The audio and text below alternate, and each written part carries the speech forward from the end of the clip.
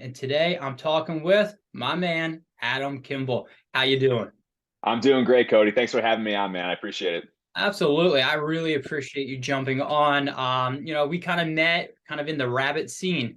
You took over as the head of the Rad Rabbits. We kind of built a relationship there. So, and I knew once I had this opportunity with the Gearage with Free Trail, I had to get you on. So I definitely appreciate you jumping on with me. Yeah, of course, man.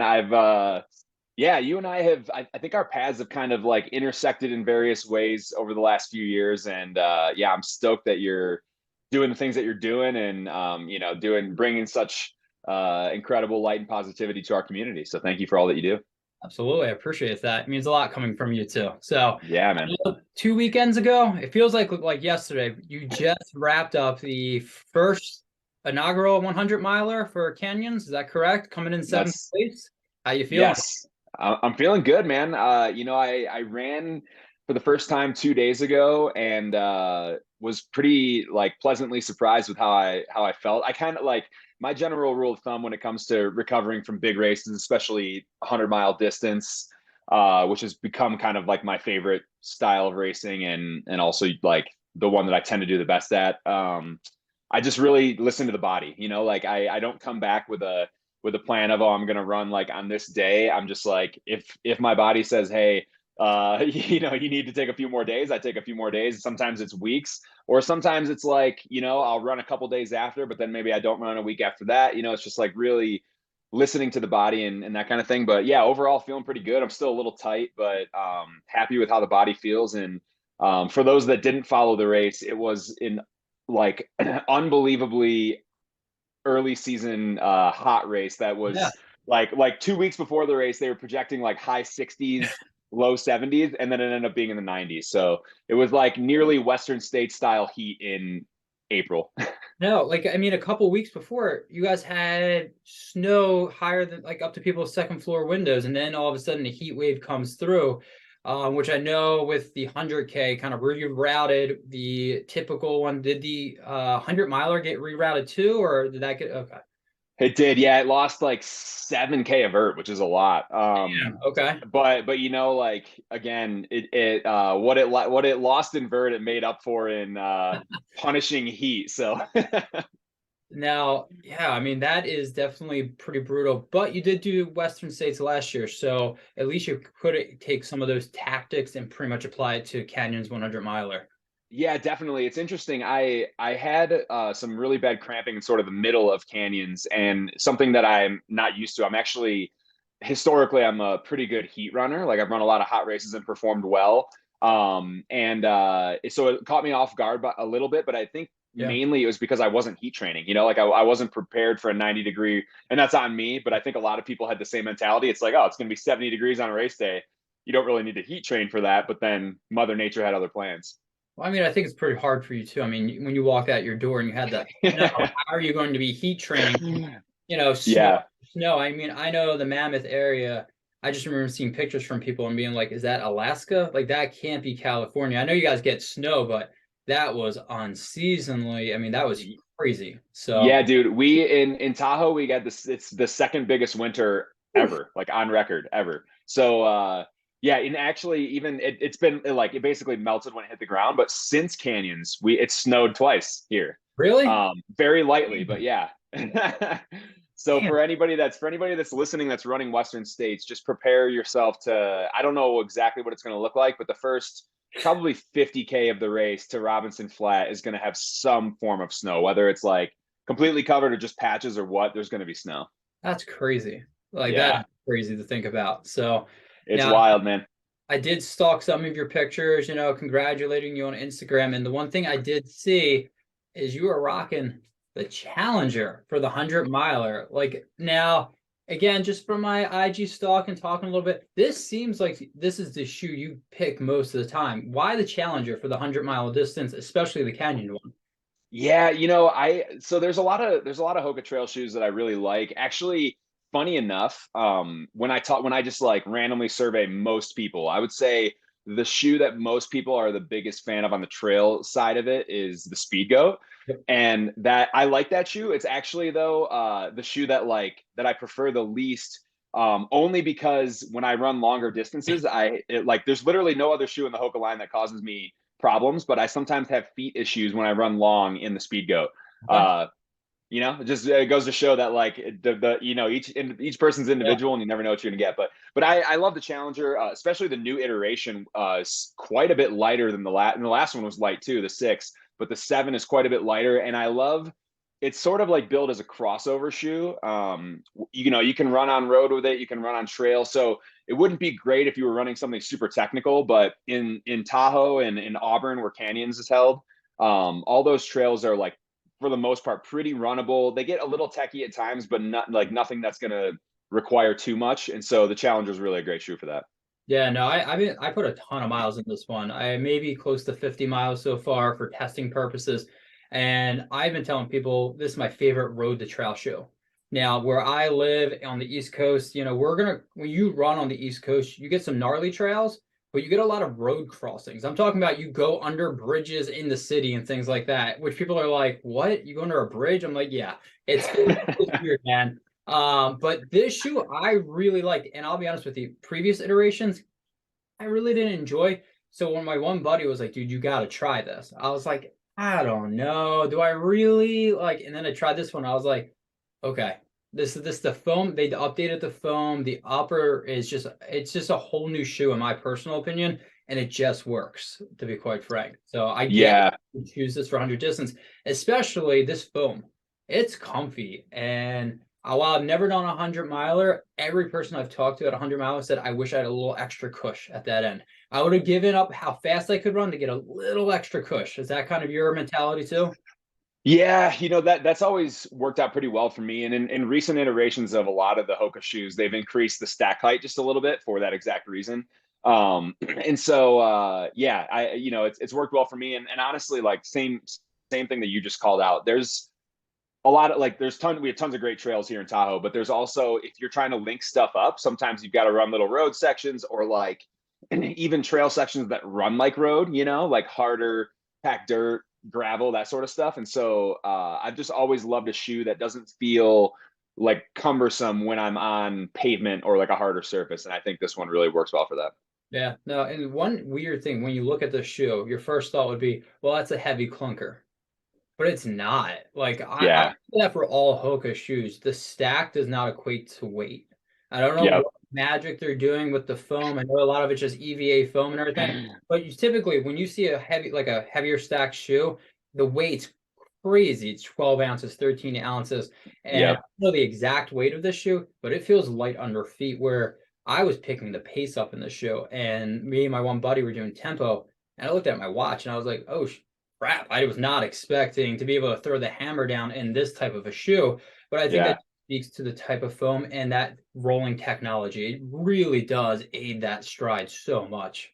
Yeah, yeah, for sure. I honestly like a big thing that I mean, weight. This is probably the case for a lot of people, but weight. I pay a lot of attention to weight in shoes because you want something that does the job, but also it doesn't feel like you're having to clunk around in it, and like especially late into a 100-mile race, you don't want to feel like you're the weight of the shoe is holding you back in any way. So I've just always been a fan of like trying to check all the boxes while at the same time keeping it as lightweight as possible. Yeah. One question for you because you just ran in the heat in this. How did this shoe deal with that type of heat? I know so, I wore it. It's not super hot right here now. It's creeping up, but I did notice it's a little warmer than other Hoka shoes. How did it feel in that heat at Canyons? Yeah, it felt good. I think like again, a big part of that is the how it aerates and dries out and stuff. And with canyons, there was actually because of the winter that we've had in Tahoe, there was a ton of creek crossings Hmm. and creek crossings that under different circumstances you might jump over, but at this race you were like submerging in, or at least like dipping your hands and your feet and your stuff in into the water. So it was like truly this race ran a lot like a Western States where I was wet for the majority of the race. And the shoes held up great. They held up in the heat and then they dried out quickly as well. And so I had no complaints on that. That's great. I mean, that's the big question with a lot of these shoes. You get a crease crossing. Last thing you want is that squeak, squeak, squeak, squeak when you're running. Yeah, It's yeah. the worst feeling in the world. Also, not only is it the worst feeling, but you also feel bad for your fellow runner when you're that guy on the trail and you're just like, sorry guys, it sounds like I'm running with a duck, but we're good. You know Now, what's funny about that, dude? I got just quick interjection. yeah. I had an ice bandana that I was wearing for basically the entire race at Canyons, and at one point I was running with a buddy of mine, Jeff Urbanski, and I had a little bit of ice in the back of it. I thought it had all melted, but there was a little bit in the back, and it was making this like little pitter patter sound. And I'm running, and I'm like, "Do you hear that?" He's like, "Yeah." I'm like, "What? What is that noise?" And I realized it was me. But the slightest little like repetitive noise can be very annoying when you're when you're trying to concentrate. Absolutely. And I can't imagine running 100 miles. And I don't know how long it was, but hearing that, you got to be like, oh man.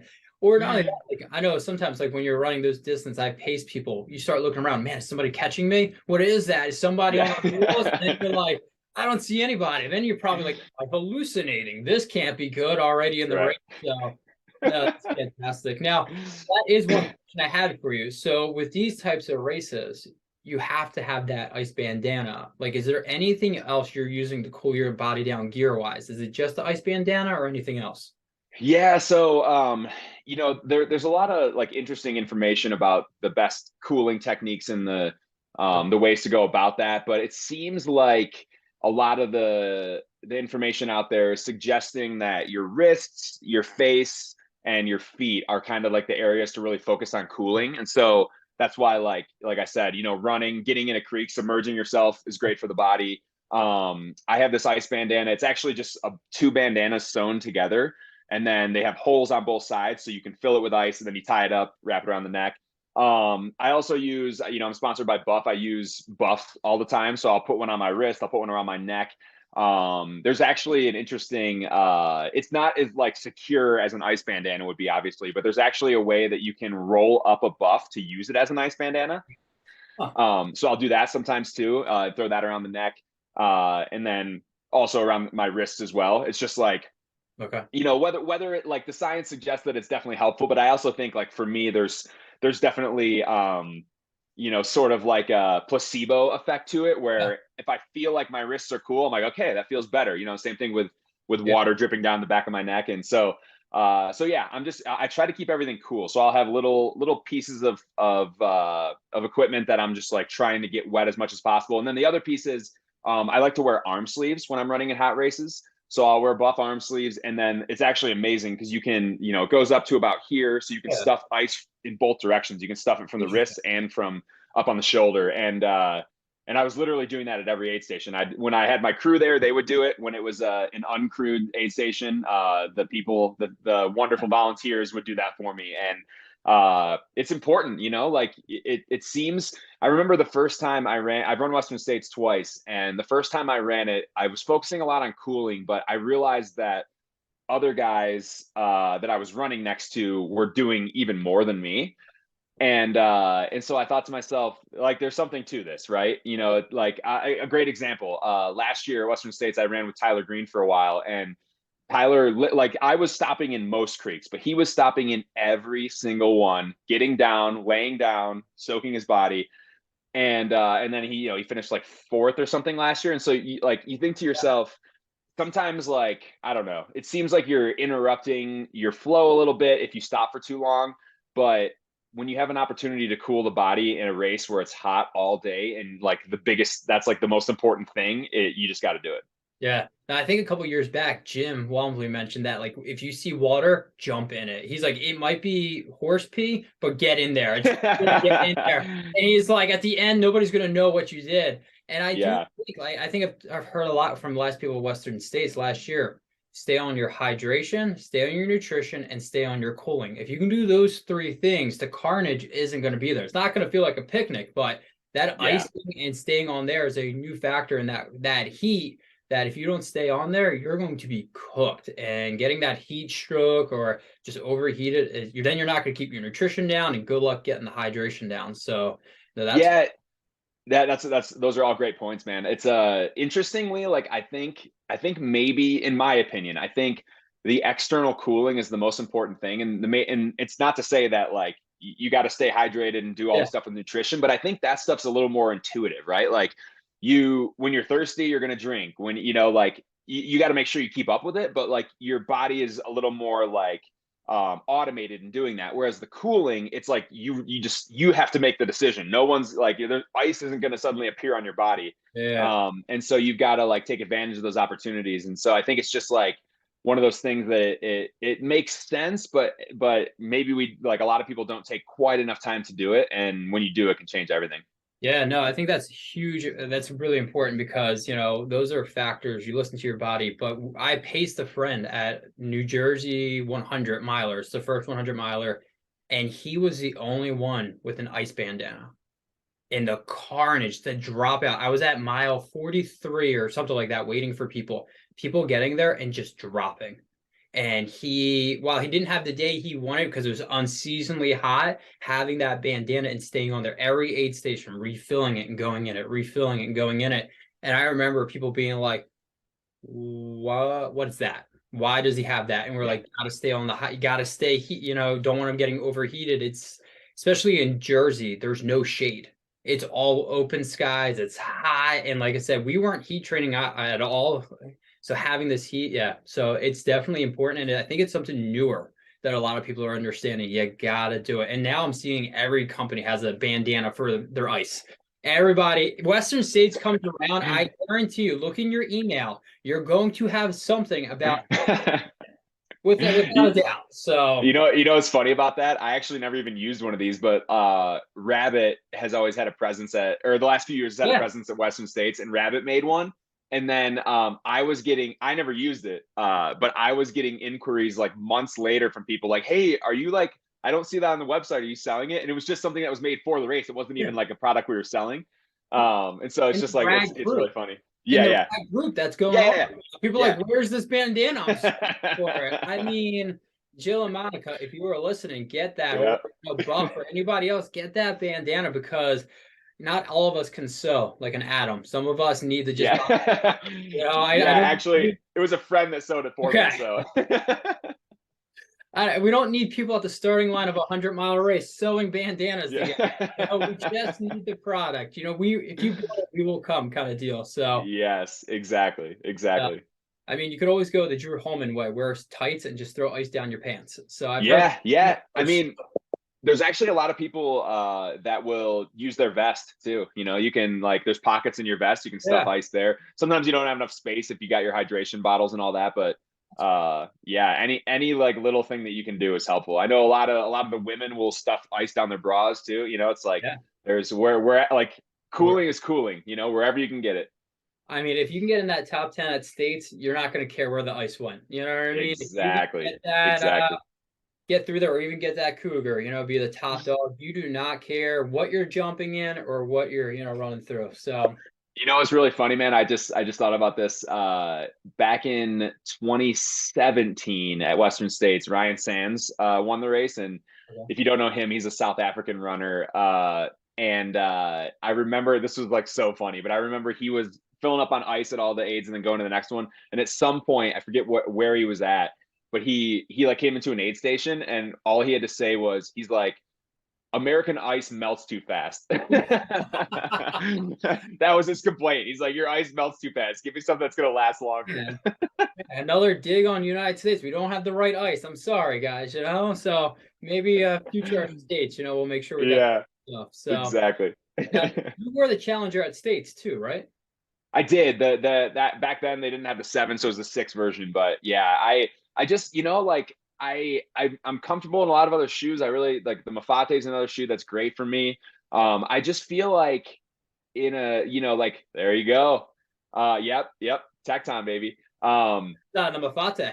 Oh, that's Mafate. I'm sorry. Yeah. Nice. But yeah, I just, I like, to me, it's the lightweightness of the shoe, and it's of all those shoes, it's definitely the lightest. And I feel, some people joke, or maybe not even joke. It's like Western States is referred to as a track race because it's a fast 100-miler, especially toward the front of the pack. So, right? Yeah, net downhill as well. It's like they bill it as like 20K of descent and 18K of gain. But yeah, it's, I like, for those trails, I think the Challenger's perfect, honestly. Yeah. Yeah. So one thing I would say about all Hoka shoes, and I wish they would get rid of it. What is this elf? This heel climb, Yeah, I don't like. I don't yeah, get it.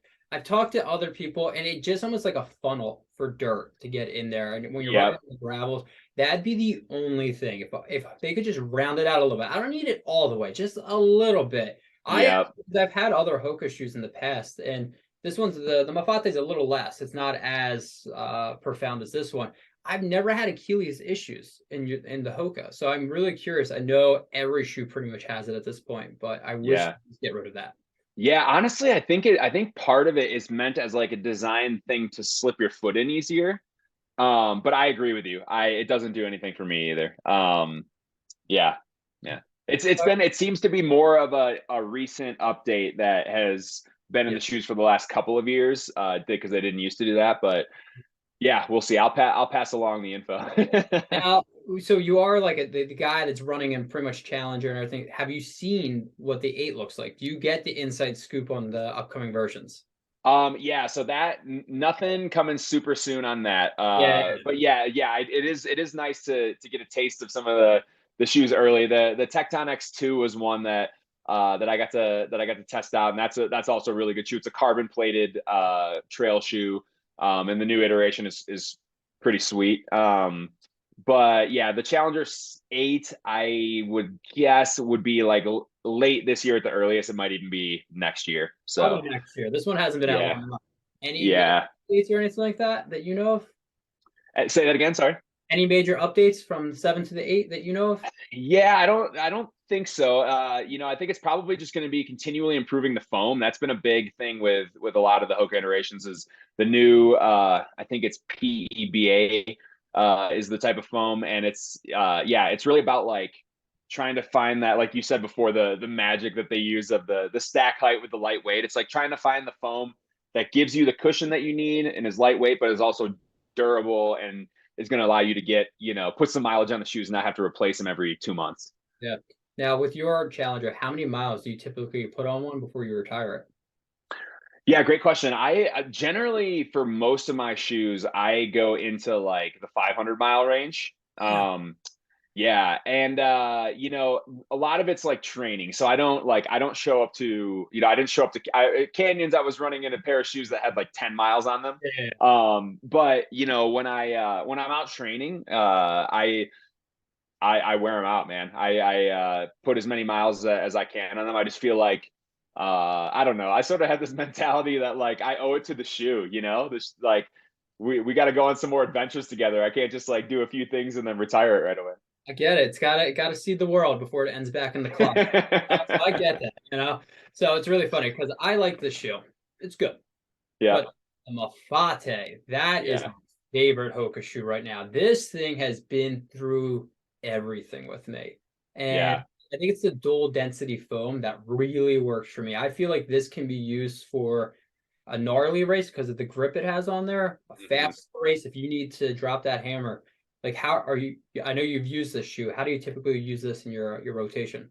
Yeah, I love the Mafate. I tend to do it. Well, I use it on all sorts of runs, but like to your point, if I'm doing anything, there's every now and then I get into like a little bit of sort of class 5 scrambly stuff out here in Tahoe. If you're going up on some of the peaks, you can do a little bit of peak scrambling. In the Castle Peak areas is one spot, and there's some other areas where you can do a little bit of that. And Mafate is the perfect shoe for that. It's like you can move, like you said, you can move quick, and also it's got the lugs on the bottom of the shoe to really help with the more technical stuff. And and that's not to say like the Mafate would be a great choice for Western states as well. I just like my decision was based off of weight alone, pretty much.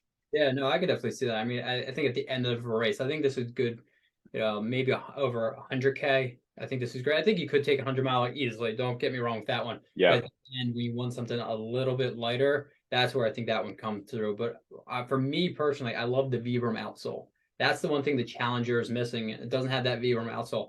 I don't know Yep. if it's a placebo effect, and it probably is. But when see that on there, and I'm going on some gnarly trails, and I got some creek crossings, and I know I'm going to be running on rocks, this just works for me. I don't feel Yeah. slipping.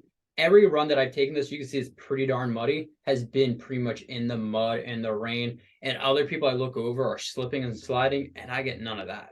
And that's Yeah. so I just feel the confidence and comfortable in the shoe. Yeah, and that's the Tecton X2 that I mentioned a little while ago.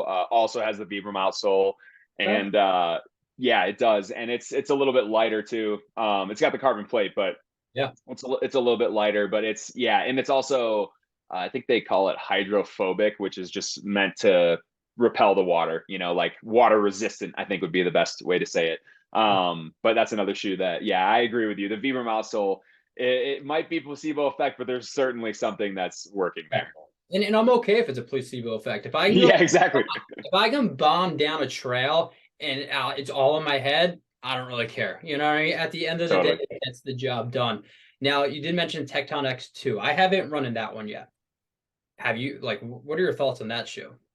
Yeah, it's awesome. I Yeah. really like it. Again, yeah, I'm a big fan. It's more of um like you can use it on anything. I tend to when something's got a carbon plate in it, I tend to not do like super long runs in that. I think some people can. I tend to shy away from that. So I love it for like anything in like a few hours of running out on the trails. I think is perfect. And yeah, it's a rad shoe, dude. It's like I said, the Vibram outsole, like pretty lightweight. I think trying to remember now. I think the X2 is a little bit lighter than the original version of that shoe, and yeah, really grippy, but like works well on smooth buttery trails as well. Yeah, I mean, so that's the big question for me. Does a carbon plate belong in a trail shoe? I don't like with road shoes, we saw it. The times, I mean, Kachobi, I mean, you look at those times, it's ridiculous. Hmm. Every doesn't matter what age you were, your time was dropping down. I'm still on the fence if a carbon plate on a ultra scene actually works. Sub Yeah. sub ultra maybe.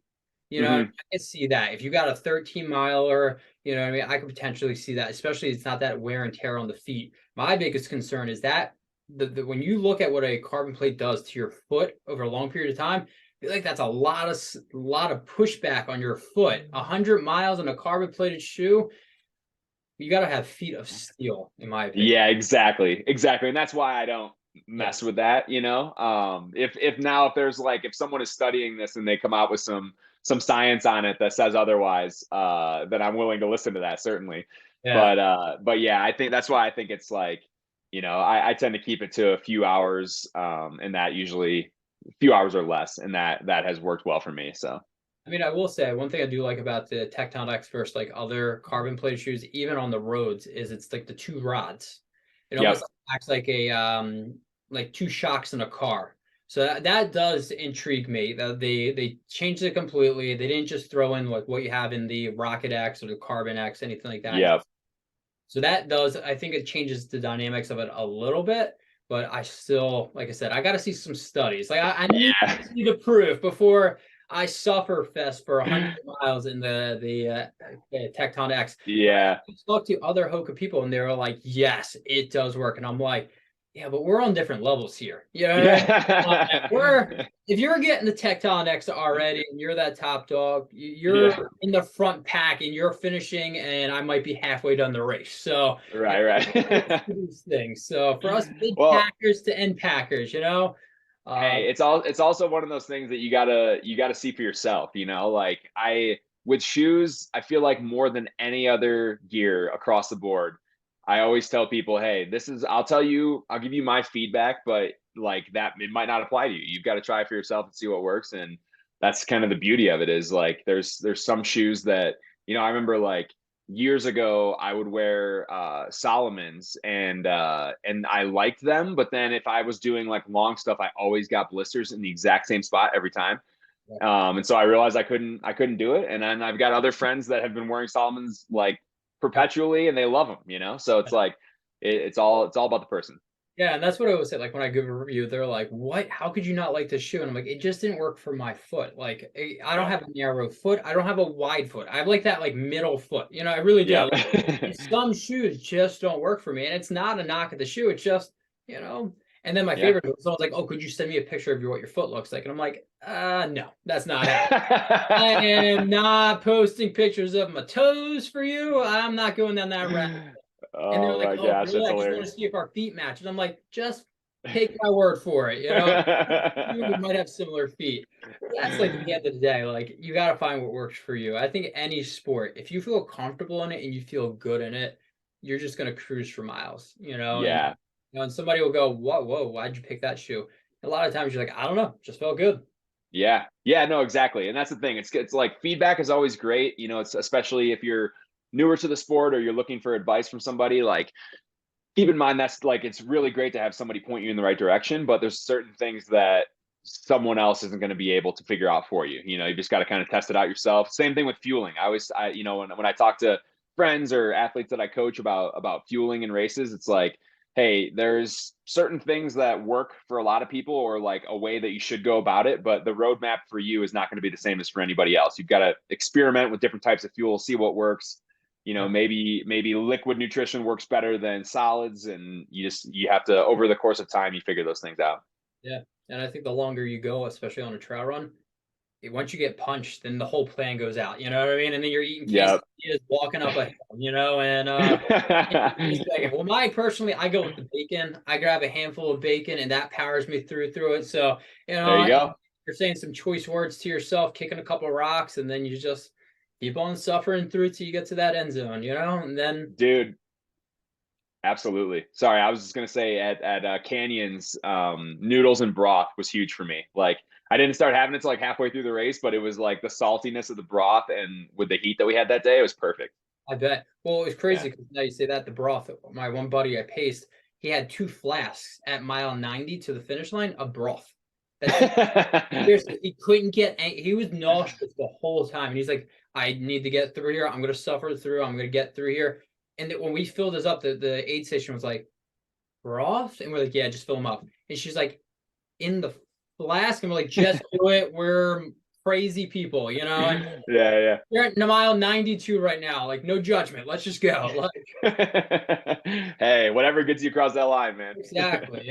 So, but now with if wrapping up Canyons 100, you decided to choose that over Cocodona 250. What was that switch for you?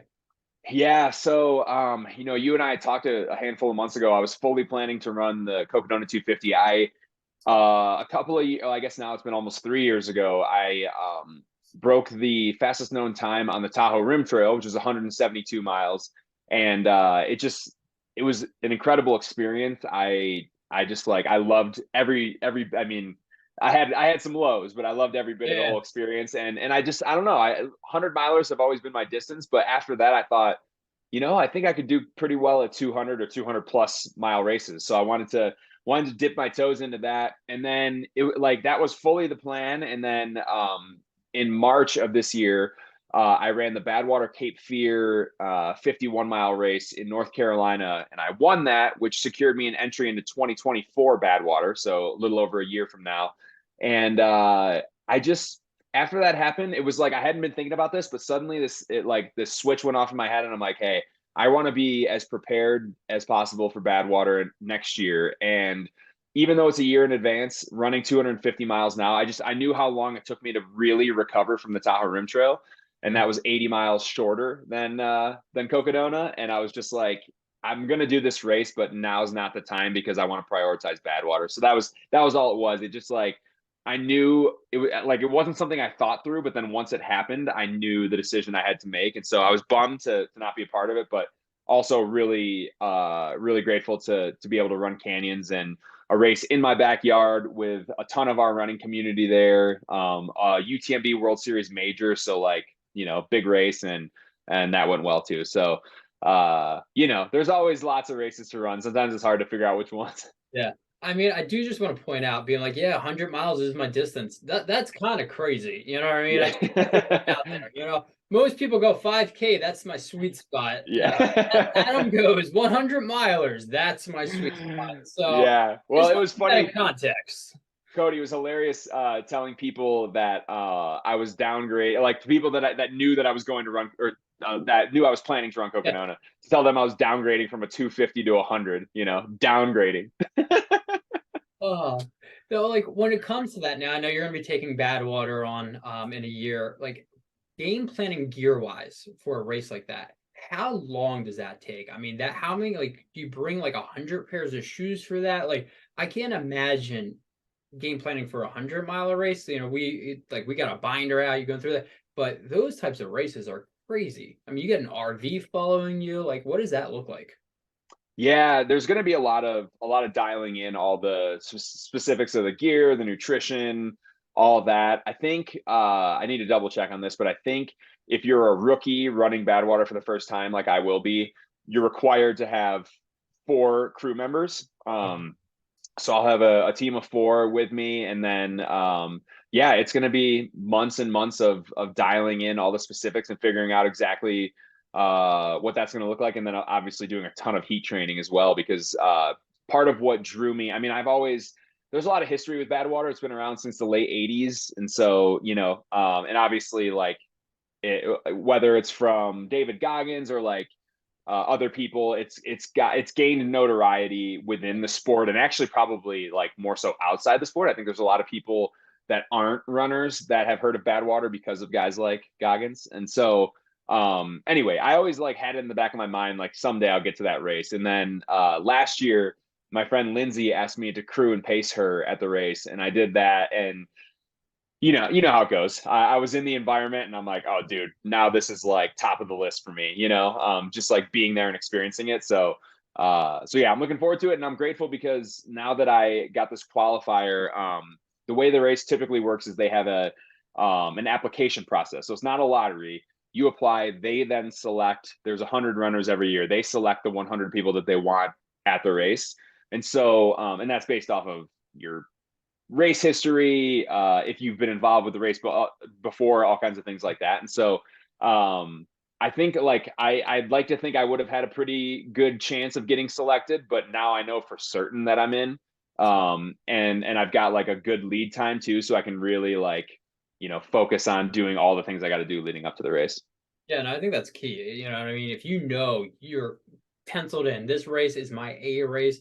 Now everything leading up to that, you can just kind of dial in and make sure you're as healthy and fit as possible. Now that race, Exactly. thought Canyons was hot. Good luck with this one. That's all I'm gonna say. If you think Western is hot, like I anybody that takes on any of these races but Badwater, I remember I think it was like Sally McRae.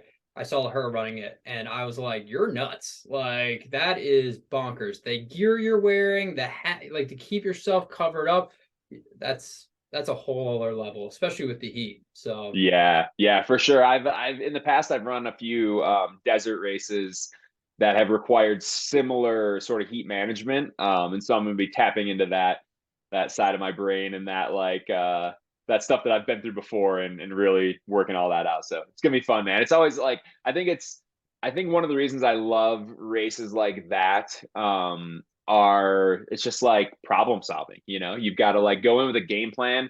Your game plan at some point is probably going to fall apart, and then you got to pick up the pieces and figure out a way forward. So you know.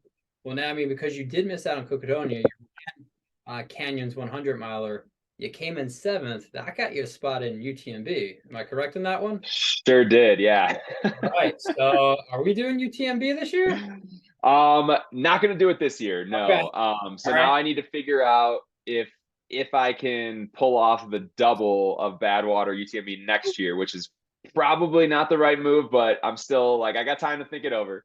Okay. And then if not, I'm gonna have to requalify for UTMB, and then we'll hopefully be on the start line there, and if not in 2024 and 2025. So yeah, man, it's tough juggling all these running Seriously. goals. I mean, that one's a tough one. That probably was tough to be like, you know what? I'm not gonna, do it. I mean, it's probably smart for your body and everything you got going on, but it's got to be a tough one where you're like, you see that UTMB and you're like, do I? Yeah, yeah. So next year, what comes first, Badwater or UTMB? As far as on the calendar, Yeah, Badwater. Badwater. Okay, all Yeah. right. And I That think they're only like a month apart, which is probably not enough time. So, I mean, it's enough time to do it. It's not enough time to do them both the way that I would want to, you know? Killian did the Hard Rock UTMB double. You know what I mean? It's like the That's same, true. you That's know. true. So, Yeah. The only difference is Hard Rock and UTMB run pretty similarly, whereas 120-degree road race in Death Valley is probably not going to prep me well for UTMB. probably not. But hey, if you could do the one, you probably could suffer through the other. That's right. That's right. Badwater elevation gain 0. Yeah, yeah. UTMB, I have no idea, but I know it's high. So Yeah, yeah. But yeah, man, either way, super grateful to have qualified for both of those races. And again, UTMB is another one that's been on my list for a while. It's just like I joke with people that I've got this list of the races that I'm going after. And the problem is I keep running races on that list, but then the list still is growing, you know. So good just thing knocking one off and adding another. that's good. I mean, that means our sport's growing. You know what I mean? Oh, Like, totally, or totally. if you're able to keep that bucket list of, hey, I want to keep on that, and it keeps growing, that means we're moving in the right direction. So Totally, man. And I love like there's something for everybody, you know? Like you might not want to run like a big race that's got a lot of fanfare, and that's fine. There's backyard homegrown races that are really chill yeah, and awesome. And I mean, that's like one of the most special things about our community is that it's like wide ranging, right? And from the type of events offered to the style to the people involved, it's like there's something for everybody, man. yeah. I mean, I always tell everybody if you go to a race, it's intoxicating. You can't get around it. You're going to want to do something. It doesn't have to be a 100 miler, it doesn't have to be a 50 miler, but you're going to end up finding yourself at a trail race. You know what I mean? And it is intoxicating. The camaraderie. You don't know these people. You know what I mean? They're picking you up, they're cheering you on, they're offering you their last gel. Their crew's trying to help you, or vice versa. You know what I mean? It is one of those things where it's different. I always tell people, they're like, well, I'm coming from the road running, and no shot at road running, but the culture of trail running versus the culture of road running, completely different. You know what I mean? Hmm. Like, they just Yeah. are, and it's just one of those things where, every race that I've done, I've had a moment where I felt low, or I've actually fallen, and I got somebody picking me up, wiping me off. Hey, you good, man? Let's go. You got this. And vice versa. So I always tell people, go to a race, and you'll be hooked. Don't even Yeah. just go to it, and you will be hooked. So. Yeah, dude, it's to that point, I actually just posted something on Instagram about this the other day. A friend of mine overheard a funny conversation, and it basically like the moral of the story was I was like deep into canyons, like 80 plus miles in, and people were talking about how like happy I looked at that point in the race. And I had like there had been some sections of that race that were really terrible. But what like the mentality I have is it's like it's hard to not be like joyful even when you're in it, like even when you're really struggling and like in the pain cave, it's hard not to be joyful when you look around and you see these volunteers that are spending all day to help you have a better race, your crew that's with you, driving from point to point and just waiting hours and hours for you to get there, other runners that are sacrificing and doing things and spending time with you, and other crew, it's like it's like hard not to be inspired by that and to find joy in that, even if you yourself are in like a really tough spot. So it's awesome, dude. Absolutely. And you're probably in the same spot as me. When you get to that finish line and your kids are there, like seeing that, like that is the best feeling. So you're suffering, you're smiling, you're so thankful for them. You get to that dash to the finish line, and you could point your wife, your partner, and your kids, or whoever. And if that right there that's that juice you need to get through there. So I think that's the thing I've learned is there's different sections where you're gonna pain through. You got the aid stations pushing you on, your fellow runner, and then that final kick when you can see a family member, a friend, whew, that's really what it's all about. And then I love it because my daughters love celebrating. They get the Yeah, fun, they love it. They love the whole environment. Like they're growing up in this, and they just feel that like appreciation towards it. So that's the best, dude. I After my like big low point at canyons where I was cramping for like 15-20 miles, I came into the halfway point. I hadn't seen my crew in like 50K, and my daughter is there, and I'm like working out. I'm like laying on the ground, and I'm like trying to work out some cramps. And she walks up to me, and she looks at me, and she goes, "Running." She's 19 months old, and I was just like, dude, this is like it like takes you out of it for a minute, Yeah. you know. Get like it adds a little like perspective to what you're doing, and like I had no choice but to smile and be like, this is rad. You get that extra dad strength all of a sudden. Bring that joy, Totally, and you're like, all right, I can do this, you know? Um, totally, dude. Now, the one question I've gotten from other people, and because they knew I was bringing you on the show, with Rabbit, we've had the Hayden Hawk line, we've had the Eric Sensman line. When are we getting the Adam Kimble line from Rabbit? I'm working on it, dude. Hopefully soon. Great. I've got some good ideas for some products, and yeah, hopefully we'll get that out in the near future. I'll talk to Jill and Monica, see what we can do. Yeah, I mean, usually because the reason why is I know Western states is usually by the time something starts to Yeah. trickle out, I start seeing some images, you know. So, Yeah. and you know, when I was talking to people, they're like, "We got to know, we're getting the Adam Kimball line," you know, because I will say, out of you know, I think it's really cool what Rabbit does by giving these lines. You know, Hmm. look at the athletes that have gotten it. I mean, you had Amanda Basham, you had Danny Marino, you've had Hayden Hawks, Eric Sensman. Sensman. Yeah. Might be missing somebody else, so I apologize. And each one is different. They're Hmm. their own flavor and their own look, their own feel, and all of them are freaking awesome. So Yeah. if that's a taste of what's coming, I'm excited. Yeah, for sure, dude. I actually, funny enough, later this week, as part of a Dream Chaser series that Rabbit is doing this year, there's a shoot that we're gonna do in Death Valley, and so with my link now to Death Valley next year with Badwater, I'm gonna go and be part of that this weekend. So yeah, looking forward to that as well. That's awesome. Yeah, I mean, like I said, we Yeah, met Rabbit, love Rabbit gear, you know, so I can't go wrong with either of those. I mean, the Shredder shorts have been my go-to.